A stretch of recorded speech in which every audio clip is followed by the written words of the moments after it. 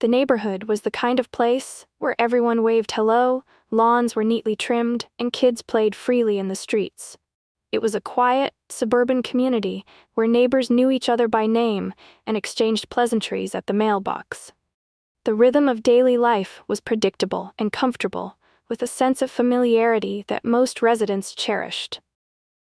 One sunny afternoon, a moving truck pulled up to the house at the end of Maple Street. The house had been vacant for a while, and the arrival of new neighbors sparked curiosity. Slowly, the residents began to peek out from their windows, intrigued by the sight of a young family unloading boxes and furniture.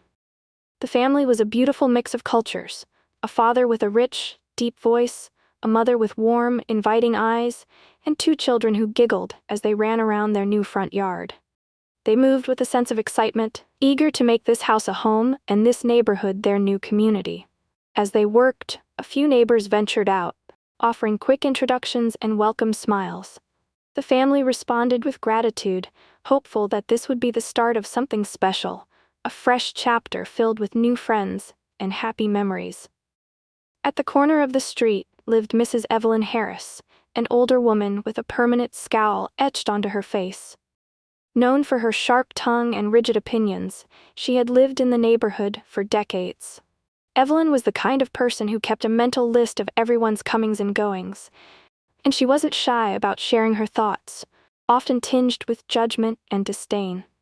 The day the new family moved in, Evelyn stood at her window, peering out through lace curtains. Her expression grew more sour with each box that was carried inside.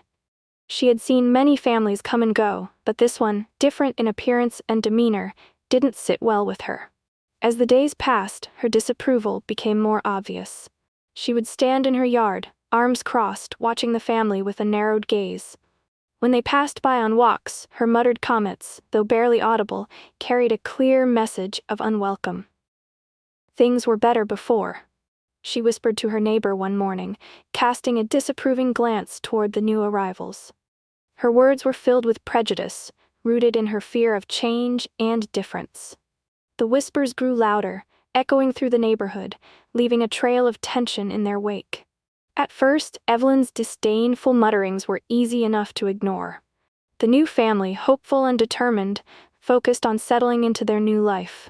However, the subtle comments soon gave way to more overt harassment. Evelyn began to speak louder, ensuring her remarks could be heard from across the yard. "They don't belong here," she'd say to anyone willing to listen, her voice laced with bitterness. She started filing complaints about minor infractions, claiming the family's lawn was too long or that their children were too noisy. These trivial grievances were accompanied by glares and exaggerated sighs whenever she saw them. The family tried to stay positive, focusing on their children and creating a loving home despite the hostility. They kept their spirits up during family dinners and movie nights, trying to shield their children from the negativity. But the strain began to show. Conversations at home shifted to whispers about the latest incident, and smiles became harder to maintain. The parents worried about the long-term impact on their children, who were beginning to sense the tension. Despite their best efforts, the family felt the weight of being unwelcome, a stark contrast to the hope they had when they first arrived. As Evelyn's harassment became more blatant, the neighborhood's response was mixed. Some residents felt growing discomfort with her behavior, but hesitated to intervene. They avoided confrontation, telling themselves it wasn't their place to get involved. They would smile politely at the new family, but kept their distance, unsure of how to navigate the unfolding tension. A few neighbors, however, silently supported the family. They would offer kind words in passing or wave encouragingly from across the street. Some even left small tokens of welcome, a plate of cookies or a friendly note in the mailbox. Yet these gestures, though appreciated, were done quietly, as if the neighbors feared drawing Evelyn's ire upon themselves. The new family felt the growing isolation. Despite the occasional acts of kindness, they couldn't shake the feeling of being outsiders. They began to second-guess every interaction, wondering who they could truly trust. Simple tasks like walking to the mailbox or playing in the yard became moments of anxiety, shadowed by the fear of judgment. Their dream of a new, welcoming community seemed to be slipping away, replaced by a reality of exclusion and uncertainty. It was a lonely existence, navigating a space that no longer felt like home. One crisp afternoon, the neighborhood buzzed with curiosity as a sleek black car pulled up in front of the new family's house. Out stepped a familiar figure, Mayor Richard Thompson, known for his approachable demeanor and dedication to fostering unity in the community. Without any formal announcement, he walked up to the door and knocked, a warm smile on his face. The family greeted him with surprised yet delighted expressions, inviting him in with a mix of curiosity and relief. The mayor hugged them warmly, exchanging pleasantries and catching up as though they were old friends. It didn't take long for the whispers to start spreading through the neighborhood. Why was the mayor here? What was his connection to this family? The answer came swiftly. During their front porch conversation, the mayor, speaking loud enough for curious ears to hear, revealed that the new family was his cousins. They had chosen this neighborhood for its reputed warmth and safety, never expecting to be met with hostility.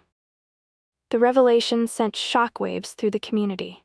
Evelyn, who had been watching from her usual spot, turned pale. The family wasn't just any new residents, they were part of the mayor's family, a connection that carried unexpected weight and significance. The day after his visit, Mayor Thompson walked up to Evelyn's house, his usual warmth tempered with a firm resolve. She answered the door, her expression wary as she realized who stood before her. "Mrs. Harris," the mayor began, his tone calm but authoritative, "I've been made aware of your treatment of my relatives. I need to speak with you about the impact your actions have had on them and our community." Evelyn shifted uncomfortably but said nothing. The mayor continued, pointing out the harm her words and actions had caused, the fear and isolation the family felt, and the way it undermined the neighborhood's values. He emphasized the importance of treating everyone with dignity and respect, regardless of their background. Later that week, the mayor called for a community meeting at the local town hall. The room was filled with residents, many curious, some anxious. Mayor Thompson stood before them, addressing the recent tensions. He spoke about the need for inclusivity, the importance of standing against prejudice, and fostering a welcoming environment. He invited everyone to reflect on their behavior and to take steps toward creating a more supportive community. His words resonated, sparking a much-needed conversation and a collective commitment to change. In the days following the community meeting, something began to shift on Maple Street. The tension that had once hung heavily in the air started to lift. Evelyn, after much reflection and a nudge from a few concerned neighbors, approached the new family. Her steps were hesitant, and her eyes downcast as she stood on their porch. "I want to apologize," she said softly, her voice carrying a hint of remorse. "I was wrong to treat you the way I did. I hope you can forgive me." The family, surprised but hopeful, accepted her apology. They knew that change took courage and effort, and they were willing to move forward. Word of Evelyn's apology spread quickly, inspiring others in the neighborhood to extend their own gestures of goodwill. Neighbors who had previously kept their distance now made a point to engage. Invitations to barbecues and playdates for the children became more frequent. Slowly, the family began to feel the warmth of the community they had longed for. As the weeks turned into months, the neighborhood grew stronger, bound by a newfound understanding and a shared commitment to acceptance. What began as a painful experience evolved into a powerful lesson in kindness and the enduring strength of unity. As I sit on my porch, watching the children from various families play together in the street, I can't help but reflect on how far our neighborhood has come. It wasn't long ago that our community felt divided, tainted by fear and misunderstanding.